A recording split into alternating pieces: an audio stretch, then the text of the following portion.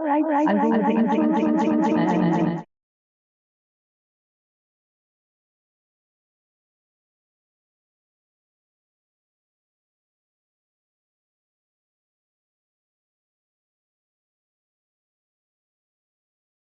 the Internet Society. We're thrilled to have you join us today for the third session of our five-part webinar series on digital infrastructure. We're back to continue the conversation. And the topic of today is the energy component. Future sessions will focus on the people and the planet. So I encourage you to be part of this dialogue. Please contact us if you're interested. It's my pleasure to introduce our speaker for today. Of course, he's an Internet Masr member, Engineer Ahmed Abdel-Latif. He's a seasoned telecom and technology executive and an enthusiast with 20 years of experience in the international B2B digital infrastructure and wholesale business across the Middle East and Africa and Southeast Asia.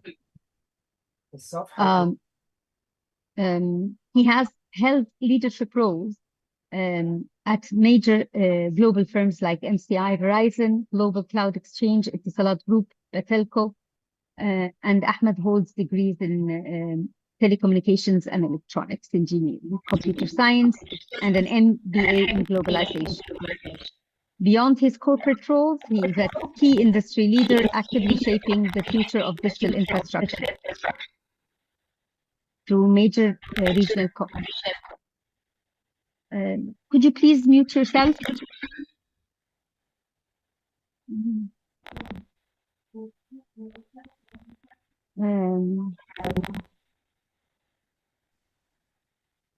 Okay, let me continue.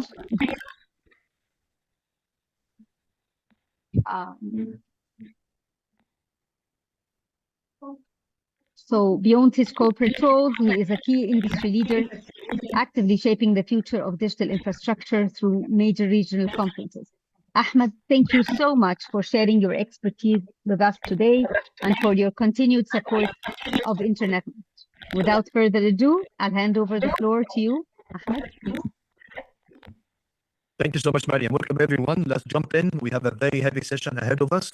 Should be entertaining for the most part, but I cannot make any promises. The only thing I ask at the beginning is that you kindly mute all your audio, and we can use the chat feature in Zoom to have questions. I'll make a point to stop 2-3 times through my presentation to take questions. So whenever you have a question, just drop it on the chat, and I'll make sure to capture these during the presentation. And also after the presentation, we'll probably have an hour or so of time on the platform, so we can have a Q&A session, so you can actually have a verbal question raised at that point in time. So that's it.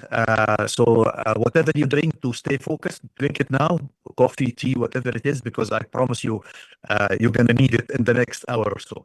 Let's jump in and make a quick introduction, because this is the third in a series. So I need to make sure that everyone on the call has some background as to what we discussed before. This series is focused on the digital infrastructure industry, which is an emerging industry inheriting the remnants of the ICT or the TMT industries. So the big components in this industry are 3 main pillars. And we covered this in the intro section, or intro session, I should say, of the series. Essentially, we have 3 asset classes in digital infrastructure. So when people talk about digital infrastructure, they essentially mean one of 3 things: either the mobile towers, or the fiber networks, domestic and international, or data centers. So mobile towers are very interesting from an investment point of view, and they carry a lot of value, and that's why they have been a focus of many new companies, ventures, M&A, and acquisitions and licenses. Fiber networks are, of course, very critical. We covered this in the politics piece of the discussion, and submarine cable networks in particular carry a big weight in delivering the value created within the digital ecosystem to their consumption. We all use facilities like Zoom, for example. Without submarine cables, you wouldn't be able to listen to me or hear me or see me. because wherever you are in the world, there is a cable system that carries the traffic from the Zoom platform to where you are, and from where I'm sitting to the Zoom platform. And then the critical piece or the centerpiece or the epicenter of the digital infrastructure space is data centers.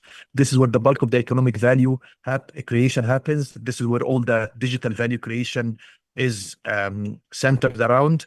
And today we're going to talk a lot about data centers and their power consumption, given that today is a discussion about power. So these are the three asset classes in digital infrastructure. Today's focus will be data centers. I'm going to cover the model we're adopting for this discussion follows an industry model published by Infrastructure Masons, although I have adjusted the model a little bit to fit the full purpose of this discussion. So essentially, we have 4 pillars of discussion if we want to adequately cover digital infrastructure. You have the politics, power, the planet, and people. We already covered the politics piece in our second episode back in January. So today we're going to cover the third piece, which is power. And the next session will be around planet, which is the environmental and the sustainability aspects of digital infrastructure and the facilities. And the last part will be the people, which is the impact of digital infrastructure, the skill gaps, the training of people, and of course, inevitably, the impact of these investments, especially in AI, on what people do with their careers and so on. So that's the game plan. As I said, this is number 3. So we need to jump into the discussion about power, which is the focus of today's discussion. So please join me in this journey. Today, we are talking about power. I'm an electrical engineer by trade, so I love nothing more than talk about power, but I understand that we have a mixed audience, so not everyone is comfortable about these technical aspects. So I need to invest just a couple of slides to establish some basic definitions. What is it that we're talking about, so that we can all continue in the journey with the same understanding. So this is the simplest way I can explain this discussion. Power is the rate of flow of energy. So this example is a straightforward one. You have a hose filling a bucket. So the rate of flow of the water is the power. So that's measured in watts or kilowatts. So power is a flow statement. So it's a rate of flow of energy over time. Energy itself is the water in the bucket. So when you're sort of thinking about power and energy, they are sort of 2 sides to the same coin, but they are not the same thing. Energy is what you start with, and then the rate of flow of that energy over a transmission line or over a particular appliance or a utility, that's the power. That's the power. This is going to make it a little bit more, hopefully, clearer. So again, this is another example. You have a bottle of wine. You're pouring yourself some wine. So the amount of wine in the bottle, that's the energy. And the rate at which you're filling the glass, that's power. So power is measured in one of 2 things. You can, if you go back to your high school physics classes, if you remember those, there was a unit called joule for energy, and essentially a watt is 1 joule per second. So again, you see a watt is a flow of energy per second. So watt or power is a flow statement. However, the utility grid operators, the companies to which we pay every month for our households and our office energy consumption, chose to measure energy by something called a watt hour rather than messing around with joule and so on. So 1 watt hour is 3,600 joules. You have kilowatt hours, megawatt hours, gigawatt hours, and terawatt hours. Now, it's not watt per hour, it's watt multiplied by hour. So do not say it's watt per hour, it's watt hour, simply because of how the units are set up. So now we know that power is the rate of flow of energy. Power is measured in, for the most part of this presentation, in kilowatt hours, megawatt hours, and so on. And the interesting thing that you will notice about all the information I'll share is that electrical engineers do not know anything above terawatt hours. We as telecom engineers are comfortable after tera comes beta, and then exa, and then zeta, and then iota. But electrical engineering, for some reason, stuck at terawatt. So you will see thousands of terawatt rather than using petawatt. That's it. That's all you need to know to join us today. And you're going to hear a lot about terawatt hours and megawatt hours and so on. As an example, these are typical household appliances that you and I use in our households. And whenever you buy a box of these, there is on the box, they tell you the consumption, the power consumption of this unit. So you can tell when you are buying if this is going to be a heavy consumer of energy, is going to add dollars and cents to your energy bill or not. So this is an example, the Skinwood air fryer here, which consumes it has a power rating of 2 kilowatts. If you let this running for 3 hours, that means that you have consumed 6 kilowatt hours of energy. That means that you will pay your electrical utility operator at the end of the month the equivalent of whatever rate they charge you per kilowatt hours, but you multiply that by 6. So that's what you need to know. And instead, in this case, we're going to be talking about servers, about GPUs, CPUs, electrical components used in data centers. We're not going to be talking about air fryers, but it's the same energy, the same principle of energy consumption. With that, let's jump into the meat of the presentation, which is the discussion about power. And hopefully we'll be able to ease ourselves into it in a manner that makes everyone interested. This is an interesting statistic. This is, again, we're talking about digital infrastructure and data centers in particular. So this infographic is an interesting one. There are 25 countries on this infographic, the largest one being the USA in terms of number of data centers, and the smallest one being Ukraine. So this does not cover every country in the world. The cutoff is at 25, the ranking of between 1 and 25, and then everything else is bundled here. So the rest of the world, this includes UAE, Saudi Arabia, Egypt, Nigeria, all the other countries in the world are this part. And the top 25 countries in terms of number of data centers are included by name in this on this infographic. I just want to extract some information for you so that you understand, the lay of the land and some basic information about the data center world. So the number one ranked in the world is USA. USA roughly has half of the data centers in the world. That essentially means that it is the prime target for all the research studies, all the intelligence, because USA is such a big market that we need to actually learn from it and copy as we develop infrastructure across the world. Number two is a bit of a surprise. Number two is Germany. So globally, the second highest number of data centers exists in Germany. Number three is the UK. Number four is China. And number five is Canada. So what does that tell us? It tells us that the US is way ahead of everyone else in terms of the number. I told you that Germany is number two, but look at the numbers. USA is 5,300 and Germany number two is 500. So it's not even close. It's not like Germany has like 3,000 or 4,000 data centers. US is such a huge market that every bit of consulting or intelligence you see online has to focus on the USA as a priority. So that's the number. This is, by the way, March 2024.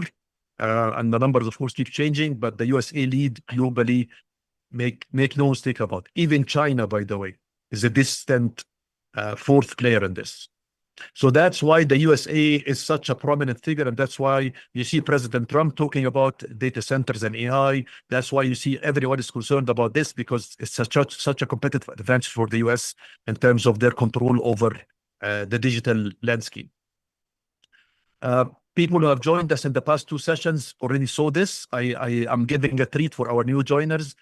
I updated this with the figures for January. So what this says is that this is the total megawatt for all the data centers in each market. So for example, in London, you see that the total power in megawatts, now you know what a megawatt is, the total power in megawatts for all the data centers in London is 996. In Beijing, it's 1,864. You can clearly see that Virginia, not the US, just Virginia is the highest market or concentration in the world with 5,536 megawatts. That's 5.15 gigawatts. And immediately you can see how the US is such a massive force in this, because on top of Virginia, you have New York, New Jersey, you have Charlotte, you have Atlanta, Nashville, Texas, and so on. So the combination of all the markets in the US is what gives the US such a formidable force in the digital landscape. And you can immediately also see that the global south, if you will, Middle East, Africa, for the most part, we do not have enough to be ranked in this top 40 list globally. So the key point here is that everything in data centers is measured in megawatts. And our session today is about power, which is measured in megawatts. So now you understand when I said power is the most important pillar, because everything is measured in power. Everything. All the other stuff is just ancillary, it's just enabling, it's just supporting, everything is in power. I'm going to give you one more statistic about the global landscape of power. This is from Cushman & Wakefield. I want you to ignore the vertical axis. It doesn't concern us right now. What they try to do is to actually graphically represent the amount of power in each market by the diameter of the circle. So London, you see the assessment in London there. This is Frankfurt, Dublin, Amsterdam, Paris, and Milan. Because these guys are the largest, they're considered primary markets or powerhouse markets. And then you have all the other markets in EMEA ranked here. And you see familiar names. You see Johannesburg, you see Dubai, you see Abu Dhabi, you see Tel Aviv, Cape Town, and so on. Riyadh here as well in Saudi Arabia, and so on. The smallest market in this list is Istanbul. And you can tell from the horizontal axis that Istanbul total megawatt in terms of data center capacity is around 160, 170 megawatt. Anything smaller than that does not show on this map. So again, you see how the world is in a race. Everybody's trying to actually put together as much power as possible to support the digital infrastructure development plans, especially when we talk about AI. One thing I need you to make a mental note of is this FLAP-D thing. So FLAP-D stands for Frankfurt, London, Amsterdam, Paris, and Dublin. These are considered the top 5 biggest market in EMEA or Europe. And I also need you to make a mental note about the Nordics. If you see Helsinki here, Oslo, we're going to touch on the Nordics in a couple of slides. But for now, this is how the EMEA region of which Egypt is part of stacks up in terms of the total megawatts for power. This is just exemplary to understand. Virginia, of course, from the last slide, we know Virginia is not 23 gigawatts, it's 5.5. But here they included all the future projects in the pipeline under development so that when Virginia completely develops, they will have 23 gigawatts of capacity. With that, let's jump into some nice comparisons. This is interesting. The year 2020, if you remember, was the year of the COVID or the coronavirus pandemic. And this was a milestone year for data centers because for the first time ever, we started using more and more of these platforms that are housed in data centers. We started using Zoom calls more. We started using Teams, and we're starting using online education and online entertainment like Netflix and streaming service and so on. So it makes sense to measure everything to look at 2020. And the interesting statistic here is that this is the total consumption of a country like Egypt in that year in terawatt hours. That's the total energy consumed in Egypt. And this is data centers. So you can see data centers globally, and there is a range there depending on the margin of error and the scope of data. Data centers globally in 2020 consume more energy than Indonesia or even the UK. Or comparative to South Africa or Egypt, I should say, the other way around. So the point here is that this statistic tells you that data centers are becoming more and more energy hungry, and they're becoming more and more integral to what we do, whether business, education, entertainment, whatever it is. So that statistic tells you that more and more focus is focused on the energy consumption, which is our focus today of data centers. This one is also nice, same thing. But this one is somewhat more sort of controversial because people do not really like the fact that a company like Google, the aggregate power consumption of all the facilities of Google globally is more than the country of Jordan. So here you have the total terawatt hours consumed per country or per company. And here they have the population. And for example, Nigeria, and this is 2022 figures, consumed 32 terawatt hours in a year. Google consumes 24, Microsoft comparable, Meta, which is the owner of Facebook, Instagram, and WhatsApp, consumes 12, and Apple at the very bottom. What this tells us is that if this was a country, it would consume more energy than Jordan or Iceland or Ghana or Korea. So again, emphasizing the same point, data center consumption now is becoming a topic of international focus, and we need to be aware of that as we plan our networks and also as we plan our investments in network expansion and so on. I hope you're still with me. So what's happening right now? What's happening is a transition from an old regime of data centers into a new regime. So we're transitioning from the typical retail co-location, your sort of data center around 2016, 2017. That's a typical data center environment, into the high performance computing and AI right now. The transition translates into more power consumption per rack. So you can see the rack here, a typical rack would consume 6 kilowatts to 12 kilowatts. Now we're moving into the AI heavy infrastructure, which uses anywhere from 50 kilowatts to 150 kilowatts. So as we migrate from the traditional retail co-location centric data center environment into these AI workhorses that you hear CEOs of OpenAI and NVIDIA talk about, the inevitable result is that we're going to need more power. We're going to need more power and also more infrastructure, as I'm going to explain in a second, within the data center specialist infrastructure. So that's what's happening, and this is the transition that all countries have to go through. We cannot escape this. So what does that mean? What does that translate into? You're going to face actually 3 design challenges as you migrate from your run-of-the-mill or plain vanilla data center into specialist AI data centers. The first one is you're going to need more power density. That means that you're going to need racks that have 120 kilowatts per rack, as opposed to the traditional racks running enterprise applications. You're also going to take into account some redesign requirements, mainly cooling. These things run extremely hot. So you need specialist cooling systems to actually cover the cooling or the heat from these AI data centers. And also you're going to need to adopt a different location strategy, which in a sense is an opportunity for emerging markets, because right now all the primary markets are saturated. So right now data centers are moving to remote markets seeking energy. So anybody who has energy is a prime target to accommodate these data centers, because the primary markets like London or Paris, Frankfurt, and all the major cities are almost saturated. They cannot find energy to run these things. So this transition is ongoing, and this provides some opportunity if you are in emerging markets like Egypt, Ethiopia, Nigeria, Kenya. You can actually play this location strategy thing and try to attract investments into your own market. I have to spend a couple of slides on this whole GPU thing, because I know we keep hearing about what NVIDIA is doing, what AMD is doing, but we need to put some context to this. So why is it that these processors consume so much power, and what can happen next, if you will? So all I need you to understand on this slide is the architectural difference between a traditional CPU.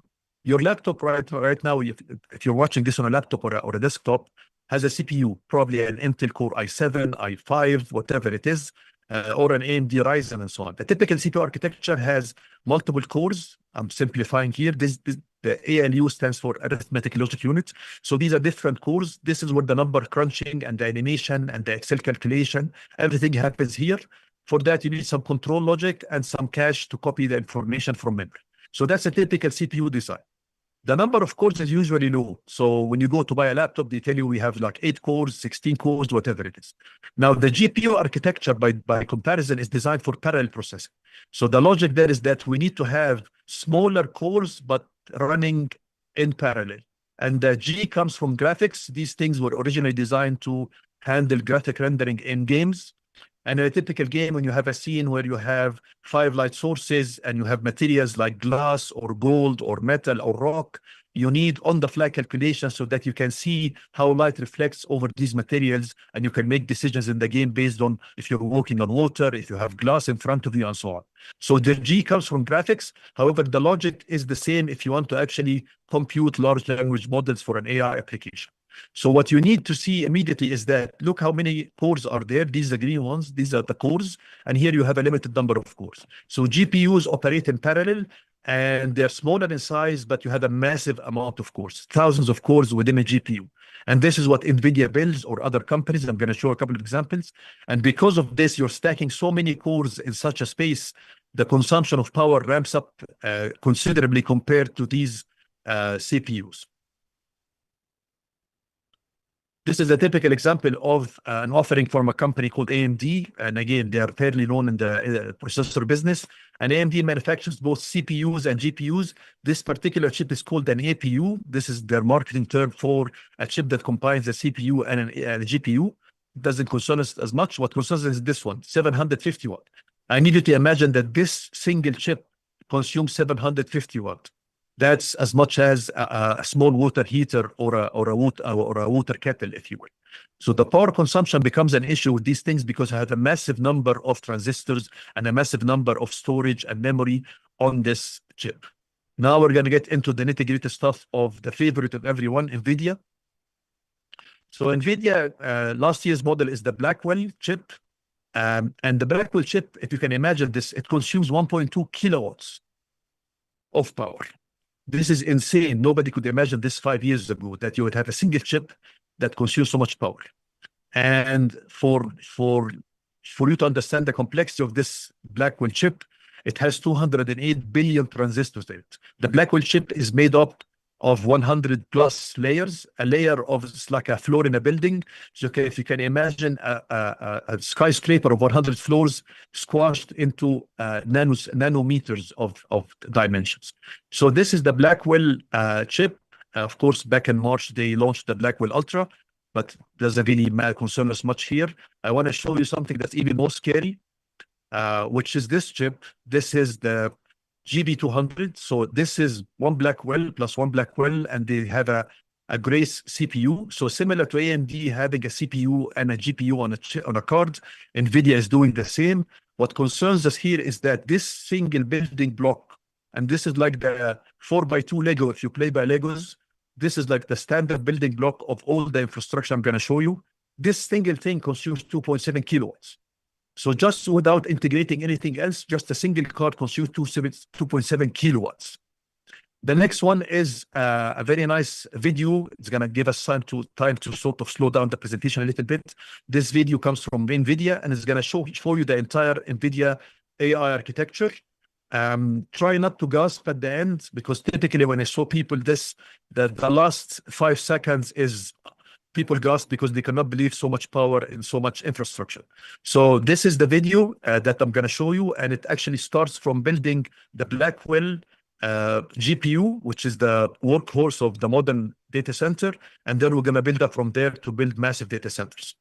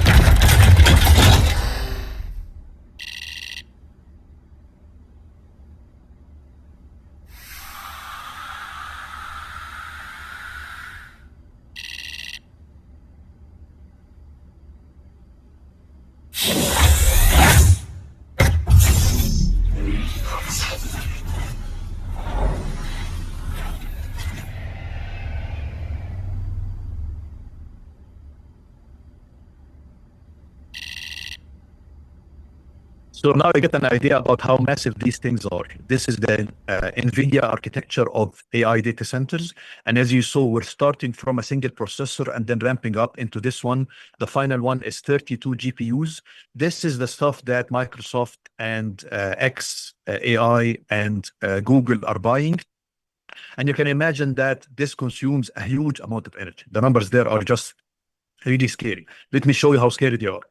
Look at this. This is a post on X by Sam Altman, the CEO of OpenAI. He's saying that this is the NVL72, that the one you saw. This rack consumes 120 kilowatts. And he's posting on January 31st, only 2 months ago, that the first full 8-rack GB200 NVL37 now running at Azure. Now, the funny part is that as massive as this consumption is, NVIDIA in March just released something that consumes even more power. So I need you to understand that this is very recent. The OpenAI just installed these back in January, and already they're out of date. Already there is a newer model. And this number is scary. This number is really scary. 120 kilowatt per rack. Very few data centers in the world right now can deliver 120 kilowatts to a rack in terms of electrical power. So that already tells you that we're already in trouble as far as power is concerned. The next video is a very nice one, and it comes from the CEO of NVIDIA back in March 18th on their GTC conference in San Jose, California. And it's a really nice, interesting way of looking at things. One big idea is that every single data center in the future will be power limited. Your revenues are power limited. You can figure out what your revenues are going to be based on the power you have to work with. This is no different than, like many other industries. And so we are now a power limited industry. Our revenues will associate with that. Well, based on that, you want to make sure you have the most energy efficient compute architecture you can possibly get. So again, this highlights why we have this discussion. We're talking about power because power happens to be the limiting factor of the development of all this AI infrastructure and data centers and digital economy and so on. Everyone is limited by power. So power is definitely the most important thing if you want to be serious about developing infrastructure within the digital economy space. And nobody has enough power. That's the sad reality of our world today. Nobody has enough power. Let me show you a proof of that. Look at this. This is posted March 27, about what, 10 days ago? 12 days ago. So look at this. When OpenAI released their newest image generation engine, the one that everybody was posting cartoons online about, Sam Altman was complaining that our GPUs are melting. That means that the GPUs were burning so much power, and he had to actually put a limit to how many generations you get per day. So the free customers would only get 3 per day because GPUs are melting. When he says GPUs are melting, he's saying that I'm paying too much for electricity. Because essentially the electricity that he needs to actually run the GPUs has to come from a provider, and that means that his cost is gonna ramp up. So the point here is that he's managing his cost by saying we're limiting uses. He's managing his cost because the GPUs are running over time and burning too much power. And that means that his costs are running up. That's the reality of the business. The business is based on GPUs. This is a very bad joke, but unfortunately it's real. Back in March 18th, NVIDIA released the next generation, which is going to be available in the second half of 2027. A single rack will consume 600 kilowatt. Now, it's really unclear how anybody can come up with so much energy. The only thing we can have to think about is renewable energy sources. And towards the end of the presentation, I'm going to talk to you a little bit about nuclear because these are the only sources that can give us these insane figures. With that, you understand we have a problem. I established the basic baseline. Everybody's trying to figure out how to actually satisfy the appetite of the GPUs. Nobody has a ready solution except to develop new energy sources. So let's look at some figures. The next section is full of charts. I'm going to jump between them. I don't want to bore you with too many charts. However, when you get a copy of the presentation, you'll get all the charts as well as all the sources I used in my research to build this deck.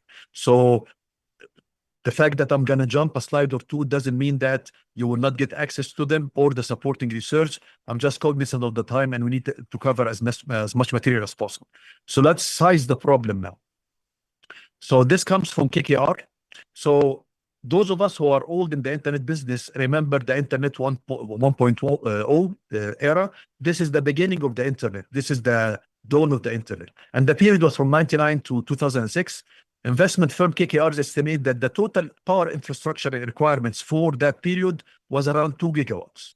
So all the energy requirements globally were around 2 gigawatts. And then we go into Internet 2.0.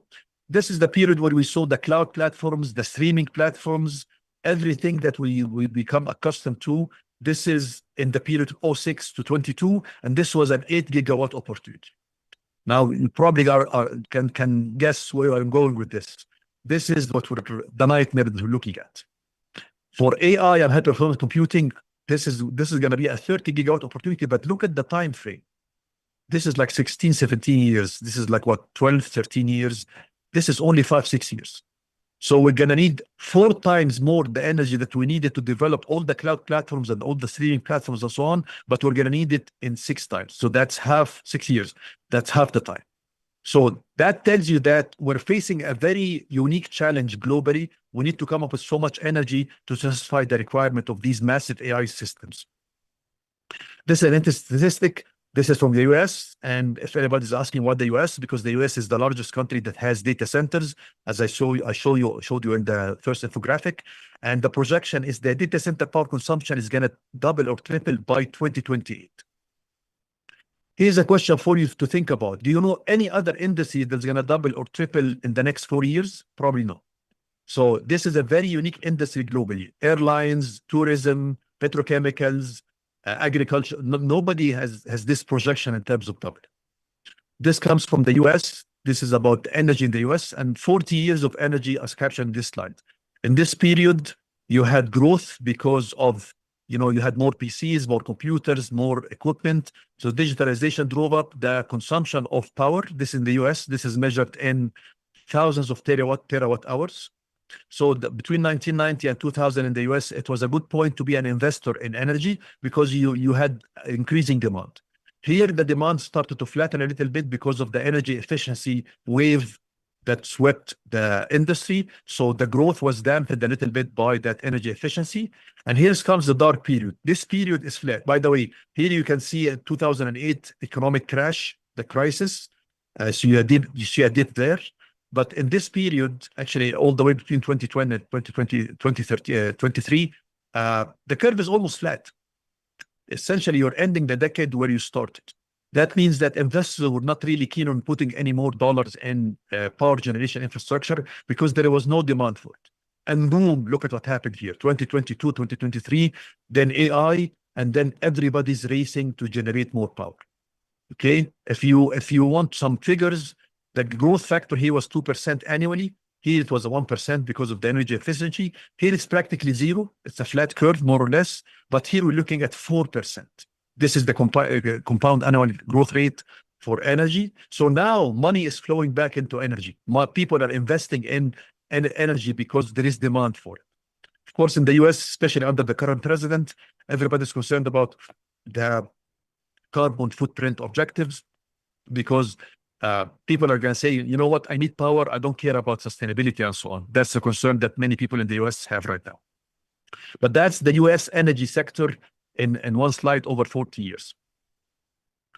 Again, we're focusing on data centers, and this is the consumption of data centers in terawatt hours between starting 2014 up until here. Things were sort of nice and easy. A maximum 4.4. So that means that 4.4% of the total energy in the US were consumed by data centers. And then boom, the projections indicate that by 2028, you're going to be consuming in terms of data centers in the US between 6.7% and 12%. So you can immediately see that the jump came around here, which is the ChatGPT launch date and so on. So you can see AI has a massive impact on the energy and the power consumption in the US. A nice study, again, same logic. These people are trying to estimate, this is the Electric Power Research Institute. They're trying to estimate the growth factor for data centers.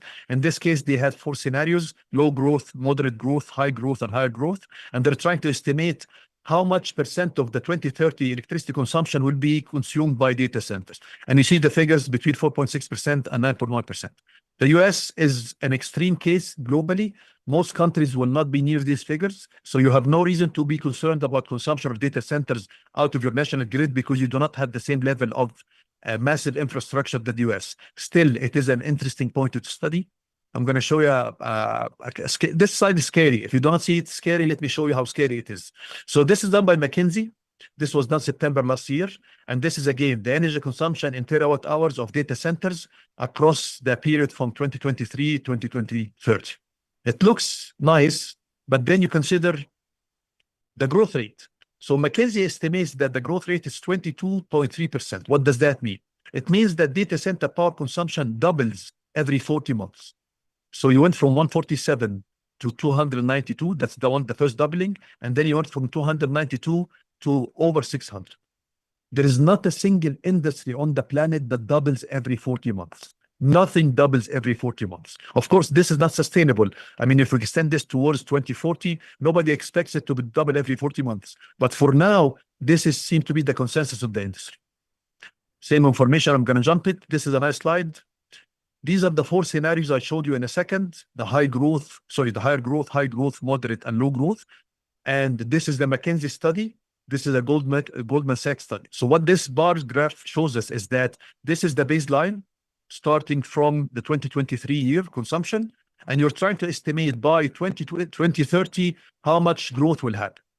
And the figure here tells you how much percentage of the total US electricity consumption in 2030 is going to be consumed by data centers. So again, for the study I showed you, it's between 4.6 and 9.1. McKinsey is very bullish. It's going to see between 11 and 12%. And this is the 606 terawatt hours I showed you. So the moral of the story here is that we expect explosive growth in data center consumption in the US as well as globally. I'm going to show you a global slide. This is a global slide by McKinsey. Focus on AI. So look at this. So McKinsey estimates that generative AI workload, the stuff that we use, ChatGPT and all the other stuff, is growing at an annual growth rate of 39%. 39% annually. These are insane figures. The other workloads, which is the cloud and all the other infrastructure, is growing at 16% annually. So on average, you have a total growth rate of blended 22%. This is the 22 figure I showed you about. So you understand now the US is facing a situation that no other country on the planet is facing. They need to figure out where to come up with that energy, and need to come up with that energy fast if the US is to maintain leadership of the global AI race against China and Europe. I'm going to jump to a global perspective now, and we're nearing the closure of the chart, so bear with me, please. I know this is not the nicest thing to look at, but it's unfortunately very necessary for you to understand the crisis that we globally look at. This is global, so this is the International Energy Agency estimate, and this is IDC study, and you can see that globally by 2030, the situation is not as extreme as the US. I mean, we expect here in this case to be consuming 3% of the total electricity consumption to data centers. This one we estimate 13% and so on. So you get the idea that there's going to be tremendous growth, but it's not as extreme as the US. And for comparison, I'm going to show you something that actually puts these things in a better context. This is the same study. So this is 2030. And we're looking at a pie chart of data of the different uses of energy. As you can see, data centers is a tiny sliver, tiny slice of the pie. Compare it with space cooling, which is the AC, or space heating, which is the heating systems used in cold countries like Europe and so on. Heavy industry, electric vehicles. And all of a sudden you get the notion that data centers are not that beast. If you read online, people tell you that data centers are going to swallow electricity, they can actually put people out of business. That's not the case in terms of energy, because if you run the analysis properly, you see that globally, it's not going to be that significant compared to cooling or heating or other energy uses. So that tells you that data centers will have massive growth, but they will not be a dominant factor as opposed to other energy uses. The last thing we're going to show you is the value chain or the supply chain of energy. We keep talking about energy in terms of generation, but energy needs to be delivered into a data center via a combination of infrastructure assets. You need to have the medium voltage, which connects with the grid, low voltage for distribution within the building, backup power, uninterruptible power supply or UPSs, and so on. So what happens to the supply chain if no energy is available? You guessed it, more constraints. This showed you that it used to be around between 6 and 10 months lead time of if you're going to order a generator in 2019. Now you have to wait between 10 and 16. All the blue bars there is the extended delays or lead times for ordering all these different kinds of equipment. Why? Because manufacturers of electrical equipment cannot manufacture them quickly enough. So everybody's compressed. Not only power generation utilities are compressed, but even companies who manufacture switchgear, transformers, distribution panels, everybody's squeezed. The good news is that we're done. Now we're going to get into the nice part of the presentation, hopefully. I'm just going to check my chat a little for if anybody has any questions, just to make sure I do not leave anything behind. No, we're fine. Okay, fantastic. Okay, we did not miss any questions on the chat. Fine. So now let's go into the part of the presentation that's going to actually tie it all up for you in a bundle so that we can link what we discussed the last session about politics and this one, and sort of try to actually put some intelligence at your hands. The next slide comes from Mr. Macron, who happens to be visiting Egypt these days, the French president. And this is a very nice clip. I need you to listen to that clip carefully because it shows what the head of state in this time of intense international competition is talking about for his country and how he's planning to put his country first. This is how to have much more data centers. And we are back in the race now. Why? Because in order to do so, you need chips. We start to accelerate the program. France is part of the European countries manufacturing chips. We will build new partnerships with American and Asian players in order to manufacture more chips and secure our capacities.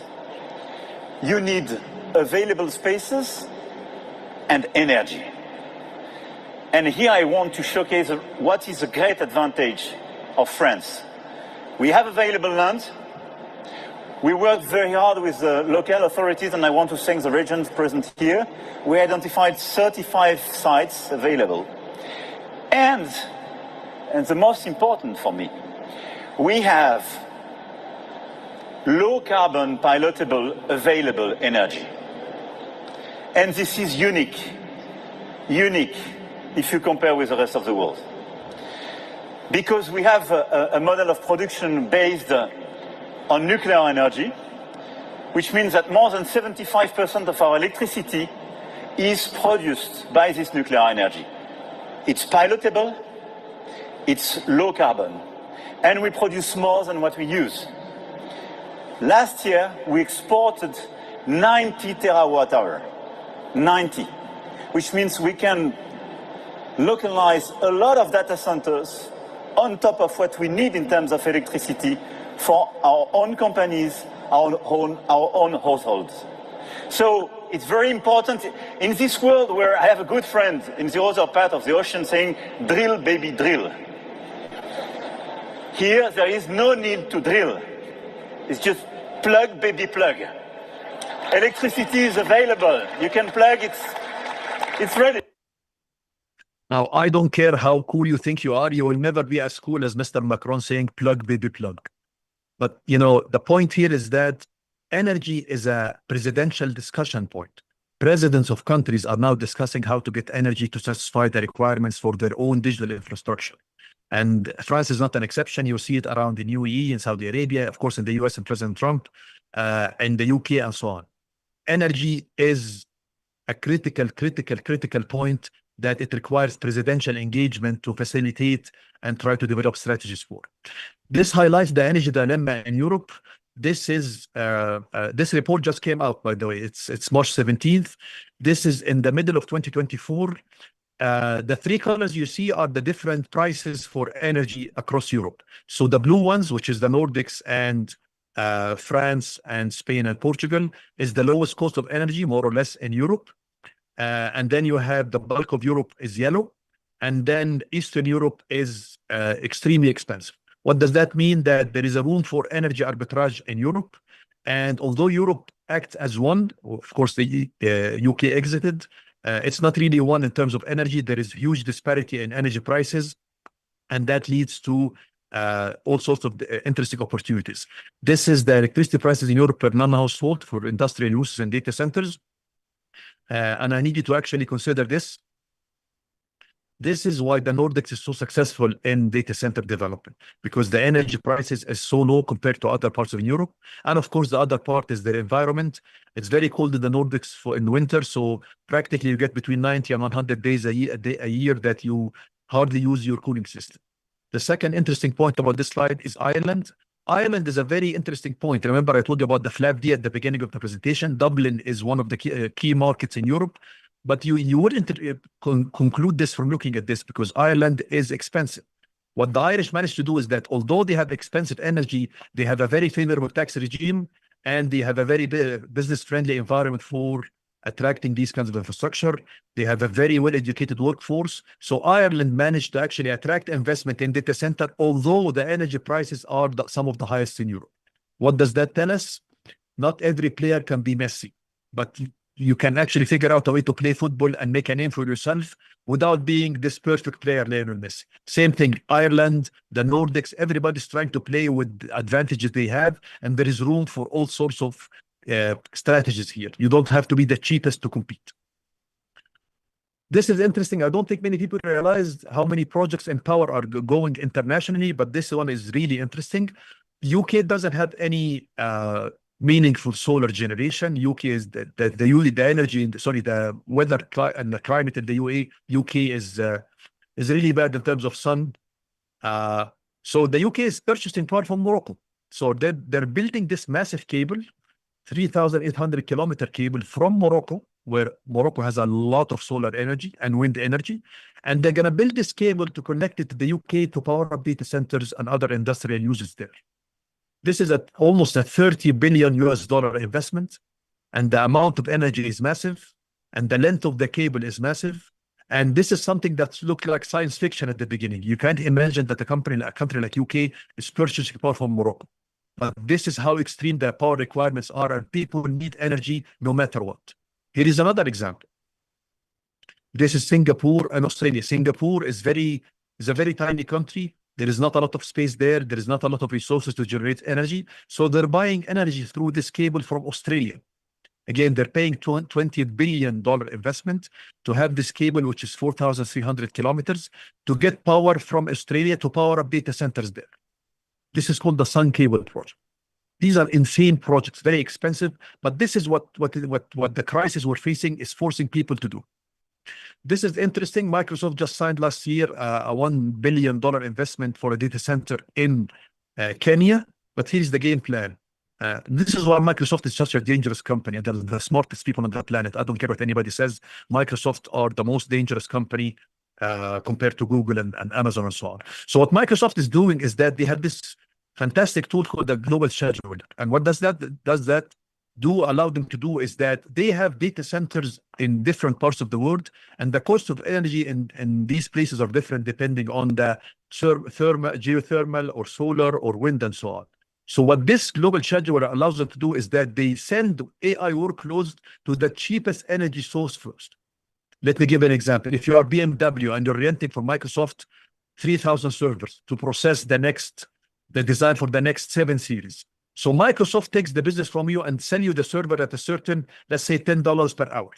The rate is fixed. But then in terms of cost of delivery, they can ship the AI workload to where the power is cheapest. So Kenya, Middle East, Far East, whatever it is. So they're able to optimize in real time the utilization of their global infrastructure to minimize the cost and maximize the profit. This is what the power crisis allows people to play with. I'm not going to talk about renewable energy today because the presentation is too heavy already. I'm going to lump it under the sustainability or the planet aspect next episode. But I do need to give you some information about the nuclear power solutions because there is a lot of misconceptions about it. This is a very interesting quote. You cannot win in AI without nuclear. So nuclear is not something that is exotic or rare. Nuclear is going to be the power horse of the industry, whether you like it or not. So just that some countries are far ahead of others on the curve, but in nuclear is going to happen. I'm going to tell you how it's going to happen. These are interesting news from October and September last year about major players like Google and Microsoft signing nuclear power purchase agreements with generators. So you can already clearly understand this is going to be very, very important for these companies who are committing to purchase these amounts of power. What I need you to understand that there are 3 categories of nuclear reactors. There is the traditional one. In Asia, by the way, we're building one in Dab'a. So this is the traditional nuclear reactors that you have in mind. But then you have something called SMRs and microreactors. And always make sure that you understand whenever you read an article or listen to a video, if they're talking about microreactors or SMRs or traditional reactors. This is a typical example of Rolls-Royce. They have an SMR that can output 470 megawatts. It's the size of only 2 football fields. This is a very interesting development. This is also an interesting development. Look at this tube, which is 23 meters by 4.5 meters can generate 77 megawatts. And you need to refuel with different fuel every 21 months. So companies like NuScale and Rolls-Royce and so on are really innovative in terms of their designs of new, very space-efficient nuclear reactors. I'm going to talk to you a little bit about microreactors because this is the hottest part of the industry. So microreactors provide a number of benefits. They provide clean energy. They are versatile. They can be deployed very rapidly. They have mobility aspects and they're modular. Microreactors provide anywhere between 5 and 20 megawatt of energy, which satisfies many data center requirements. Very interesting developments there. I just want to highlight this. Westinghouse has a model of microreactor that can generate 5 megawatt, and it has over 8 years of refueling cycle. That means that you only have to refuel this microreactor once every 8 years, and then it gives you energy based on that. Very few energy sources can compete with this option. It's very versatile, very modular, very robust. Of course, the way forward, there is a lot of certification, a lot of inspection, security inspection, and safety inspection that has to happen before these things are deployed. But here's the good news. We already know how to make these things. The US Navy has been running nuclear power submarines since 1954. We already know how to make very small microreactors. We just need to this is 70 years ago, by the way. So for 70 years, we have companies and contractors and engineers and project managers who are very proficient in generation after generation of developing these small size reactors. All you have to do now is just get it out of a submarine, put it in a different enclosure, and figure out a way to deploy it in a basement of a building or in a campus to power up data centers. This is what a modern nuclear microreactor looks like. Just fits on the container on the back of a truck, and you can haul it to wherever it's needed. And it's self-contained, it's safe, and so on. And the amount of energy is huge. Now, Mr. Elon Musk talks about colonizing space.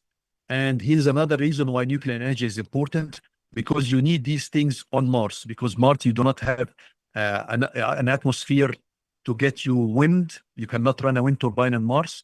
And solar is also questionable on Mars. So another reason why people are investing in nuclear microreactors and these kinds of infrastructure is that besides meeting the requirements of data centers, you will need them when you go to colonize, have a base on the moon, or maybe colonize Mars. This is a demo last 2 years ago by Rolls-Royce. This small unit outputs 50 megawatt of capacity. So you already can feel that this thing is moving forward very quickly. This is 2 bits of news that I wanted to highlight to you. This is March 28th, about 10 days ago. $900 million of investment is being made by the Department of Energy in the US to deploy SMRs. And in Canada, our friends in Canada, this is last Friday. Okay, they issued an SMR construction license. So when people talk about nuclear, they talk about it as if it's something that is like science fiction or something that is just imaginary. No. Nuclear energy is having a renaissance now, and these packages and new form factors will allow everyone to use nuclear energy in a safe way. Of course, we have to pass through a safety inspection and certification process. And practically speaking, in terms of timeline, this is not going to be available before 2023, 2035, because you need to go through all this massive amount of certification and security inspection for deployment in a situation where you have a nuclear microreactor in the basement of an office building or a data center in downtown Cairo, for example.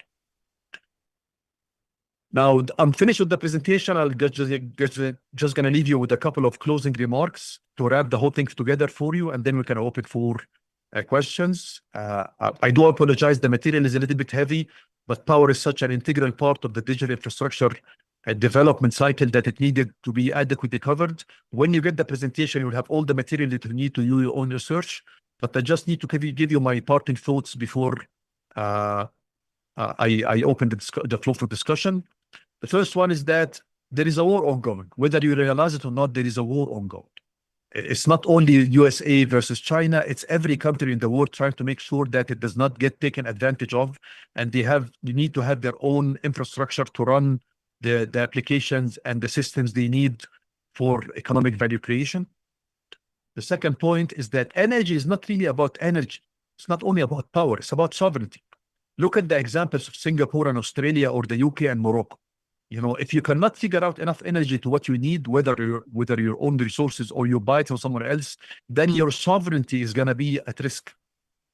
countries who do not have enough energy to run digital infrastructure within their own borders will have an issue maintaining their sovereignty, because they're going to be, unfortunately, sort of slaved to someone else who's providing them the infrastructure they need. So talking about energy is talking about the digital economy and also talking about the sovereignty and economic growth prospects of countries. Now, this is the summary. If you have power, then you have power. What does that mean? Well, if you have energy, if you have electrical energy, that gives you leverage. Australia got a lot of concessions from Singapore in order to agree to give it energy. Morocco got a lot of cooperation from the UK on multiple tracks, industrial, agricultural, tourism, in order to actually cooperate in energy. If you have power, that means that you have more energy resources, like France, for example, bragging about having exported 90 terawatt hours. If you have energy resources, then that gives you some political maneuvering and cards to play with. Countries in the Middle East, including Egypt and some countries in Africa as well, do have energy resources to play the game internationally. But this is what I want you to understand. Energy is about sovereignty. It's about playing a political game. It's about protecting your economic growth process for your people. This cannot be complete without a comment on Egypt. The puzzle in Egypt is really interesting. There is a lot to gain, a lot to stake. The point is that the puzzle pieces are really not aligned yet. We need a lot of effort from all stakeholders so that the puzzle is solved like this. But I'm really enthusiastic about the future of Egypt and digital infrastructure. We just need to actually have a plan, because there doesn't seem to be a consensus about the direction we're moving into as far as the development of these things. This is the scary scene I like the most about Interstellar. If you remember the movie, these are not mountains, they're waves. This is what you should feel about the digital infrastructure wave coming towards us. It's like a mountain, or like a huge object moving towards you very quickly. And it requires infrastructure, it requires energy, and you need to plan for it. Otherwise, you're going to be swept by this wave. If you're a small country, you're going to unfortunately be swept by this, and you're going to find yourself sort of buying infrastructure services from someone else because they developed it and you didn't. Another scary statistic for you. This whole thing only materialized because of ChatGPT. Remember, ChatGPT was launched November 30th, 2022. That's less than 1,000 days ago. All this talk about digital infrastructure, energy, and politics, and planet, and sustainability, and data center, and AI, and power, and processors, and GPUs, all this only started less than 1,000 days ago. This is a very scary thought, because things are moving at an insanely quick rate, and we need to have a plan. Every country on the planet needs to have a plan. It doesn't have to be a perfect plan, but you do need to have a plan, because that is what you require. We're all running out of time because this thing is moving too fast. So there is nothing more I can say except that whether you have a company to run, whether you advise a government official, whether you are a part of an expert group somewhere, or whether you're a consultant, please make sure that people understand the urgency, because these things are moving at a rate that we have never seen before. And with that, I close my presentation. I thank you for listening, and we open it up for Q&A. Yes, I see a couple of, I see someone from Nigeria, has a question.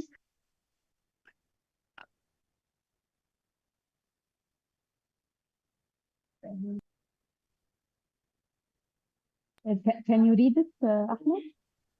Yeah, sure. I'm reading the question now from Yeah. Nigeria. I just want to ask this question. I see you display Nigeria rate of consumption is 29 kilowatt per kilowatt hour. Does that mean that the AI servers have their spec? How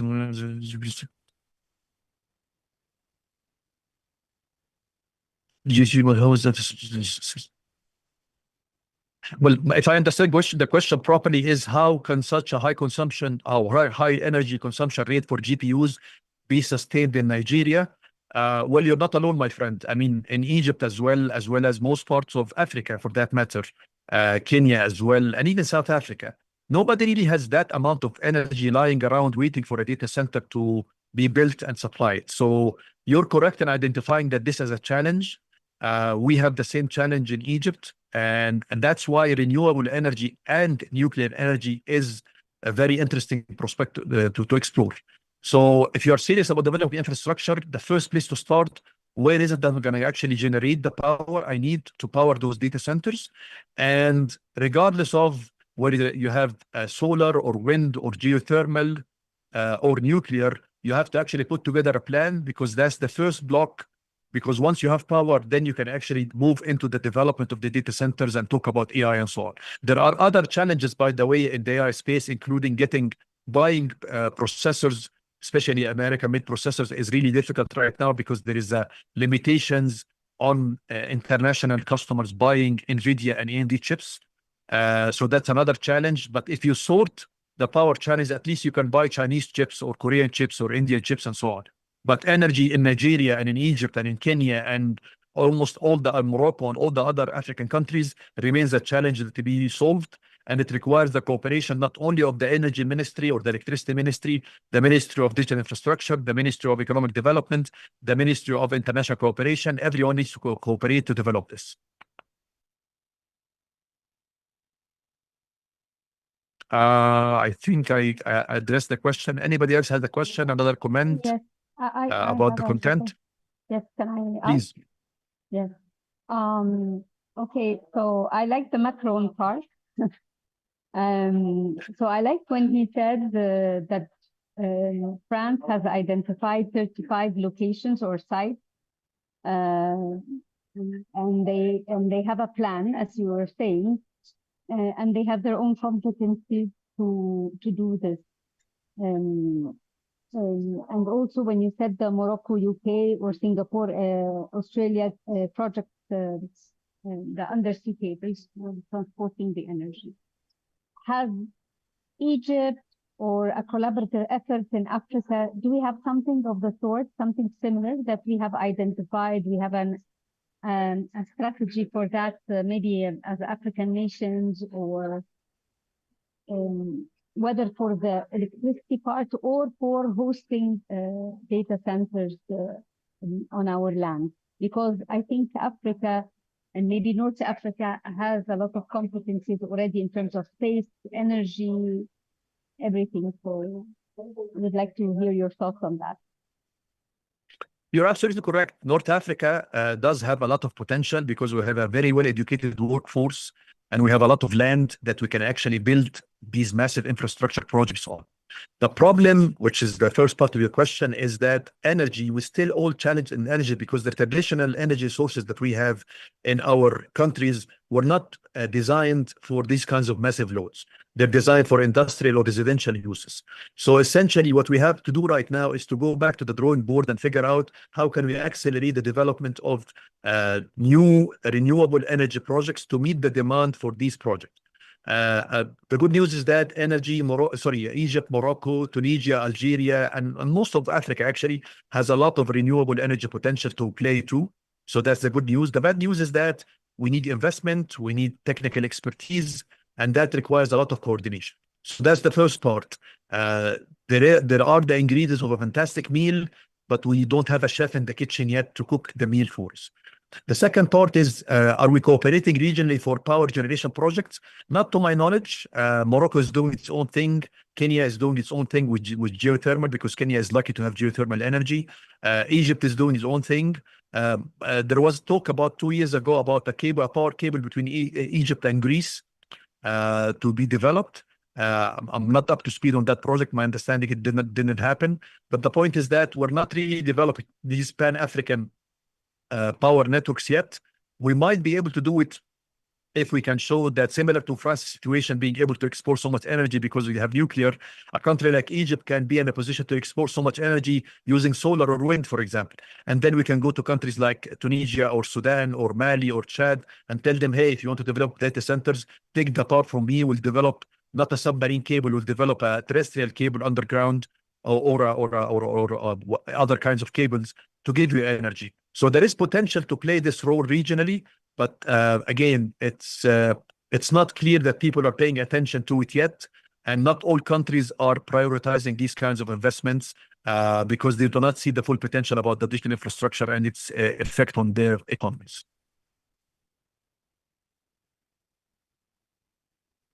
Thank you. So if I can follow up again. So Macron, when he was saying in his quote, he said, our own companies and people. So he was speaking in the Global AI Summit, but he was still speaking about France and French companies and serving the French people. This is strange, although because of the nature of the business, you might as well also need to have it to host on your land and make money out of international organizations and companies. But the second thing also, I wanted to get your insights on when the NVIDIA CEO, Jensen, was saying it's impossible to go without nuclear. Why is he so sure? Isn't all this is about innovation and things are shifting and changing all the time? Thank you. Because the energy potential of nuclear is unlimited compared to any other energy source. There was a slide in one of the slides we said that 1 kilogram of uranium can generate 24 gigawatt of power. You don't have the same level of efficiency. Solar, for example, burns so much land because you need to lay down these solar panels. And solar panels, even the best top of the line ones, have a 30% efficiency rate. That means that 30% only of the energy that comes from the sun and hits the surface of the panel gets transferred to electricity. 70%, and this is cutting edge stuff. This is the latest 2024 to 2025 panels from China. So compared to that, nuclear is very efficient, very modular, very space conservative, and you can get a lot of it. And so in terms of maintenance as well, you refuel these things every 2-3 years, in some cases 8 years. So that's what he said. There is no other energy source that can compete with nuclear on those aspects. And of course, it still maintains the clean energy mandate because there is not a lot of, CO2 emissions from it. Although in the case of nuclear, there is spent fuel that requires careful disposition of because they have nuclear waste. But again, it shares that zero CO2 emission with solar and with wind and with geothermal. So that's where Jensen Huang is coming from. He looks around and there is no other energy source that can compete at the same level of efficiency with nuclear.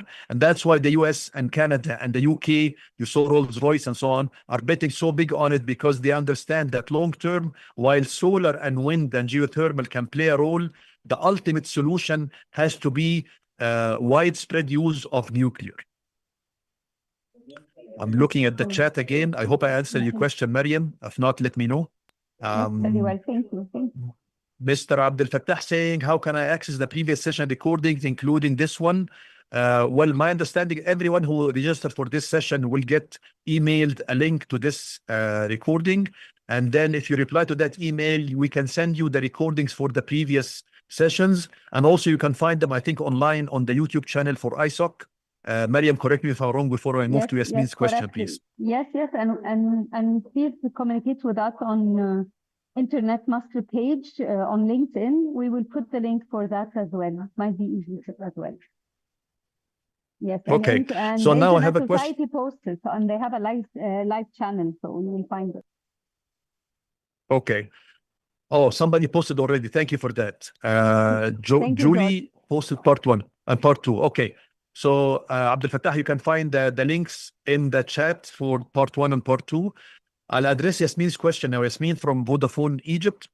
And her question is that I believe that in Egypt we have the land and the energy sources, but unfortunately we are still behind in the data center race, correct? Do you think we are out of the race or we still have an opportunity to catch up? Also, what would be the best strategy to start? Okay, that's a 2-part question. Let's address the first one. Are we out of the race? No, we're not out of the race, but we're really, really behind. You're not out of the race until the race is over. So the race is not over yet. There is no clear number 1 and number 2, although we can say that there are front runners and there are laggers like Egypt. And the reason for that is that we still have not, as a society, as a community, this is not a technical discussion. This is about economy that touches every one of us.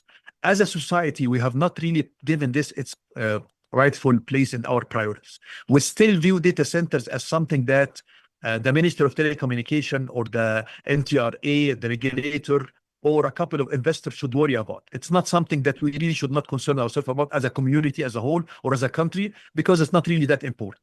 Once that view changes, similar to what happened in UAE, Saudi Arabia, and Kenya, and Morocco, where people said, wait a minute, this is too big of an opportunity to miss.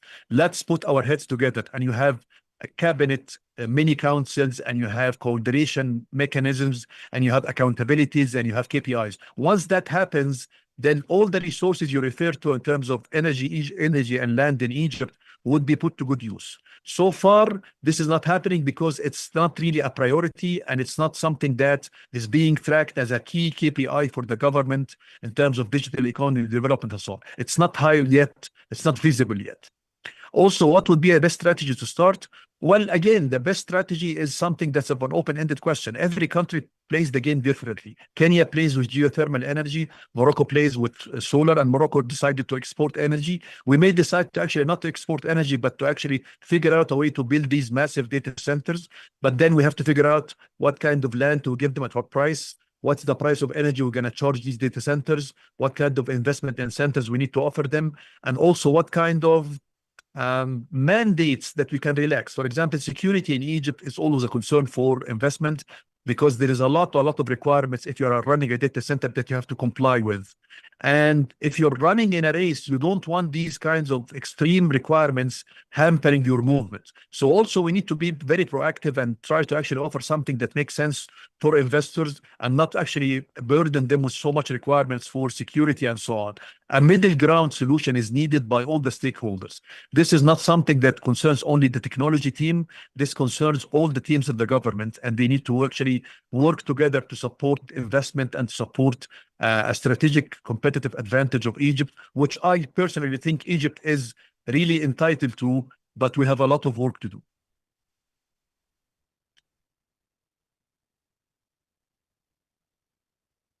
You're welcome. 10 جنيه بس.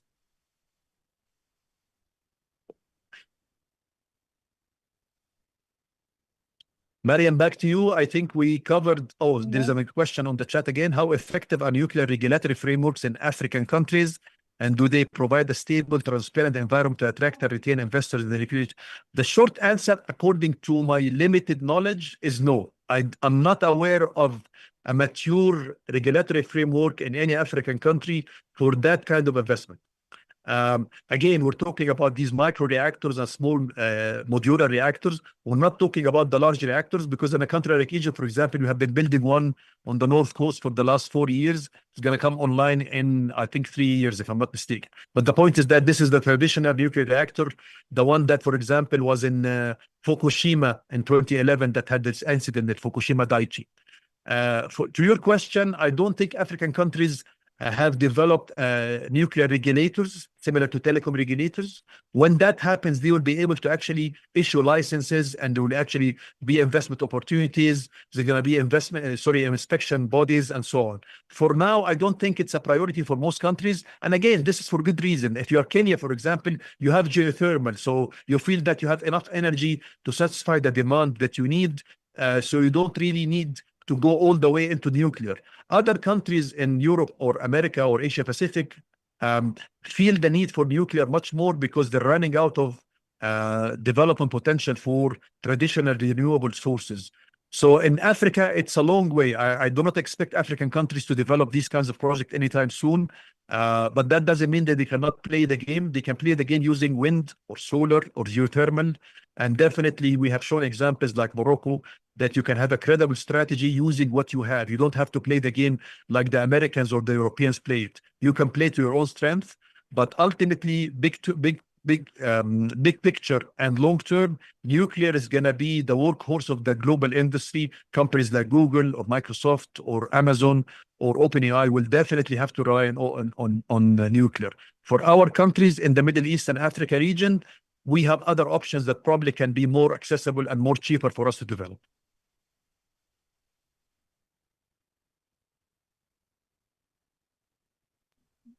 Perfect. Anyone has any other contributions or insights to share? Okay. Well, we thank you for joining us today, and we hope to see you on the upcoming session. which I think is going to be next month in May, right, Ahmed, or would you like to have it earlier? Well, again, this one should have happened 3 weeks ago, but we had to Yes. postpone it because of a Yes. sort of a very important event in Egypt. Mm. We're not going to get into that right now. But the point is that definitely let's do the follow-up one, which is going to be the planet, because I need to cover the renewable energy aspect, which I did not get a chance today to cover it. I only covered nuclear. So let's do something in May. Let's say the first or 10 days of May should be a target date. This allows everyone to sort of digest the information. And we can gather again in May, and hopefully we should be able to close the session with the people aspect sometime in June. And then based on all the 5 sessions, we can determine what do we do next in terms of maybe a panel discussion with multiple speakers, Q&A sessions, and so on. But my intention is to do the next one in the first 10 days of May, and I hope that's okay with everyone on the call.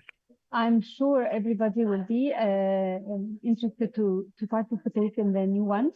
And yes, as you said, I think we will conclude. It will be very nice if we, after we finish the people, we can do an open discussion. Maybe either we organize it with speakers, or we have like an open mic session for an hour where everybody to contribute, and there will be a back and forth discussion. So I think this would be also a good option. We'll investigate that and we'll come back to everybody. But thank you everyone for participating, and thank you for your questions. Thank you, Ahmed, very much for your insights and all the valuable information you've been sharing. I took a lot of notes. I have multiple follow-up questions, but I think we have to leave now with 7:30, so Cairo Okay, time. So, understood. The only action item is the presentation. So I'll make the presentation available via a link. I'll share it with Mariam and the Internet Masr team. And then I think that will be a mail to everyone. So you'll get a link to download the presentation, and then you have all the material. That's the only action item from the call. Yes, please. Yes, thank you very much. But it was amazing. And I think we have a lot of takeaways from today. But thank you very much. And thank you, everyone. Yes. And thank you, everyone, for being here. Take care. Thank you. Enjoy the rest of your evening. Ciao, ciao. Thank you. Ciao, ciao.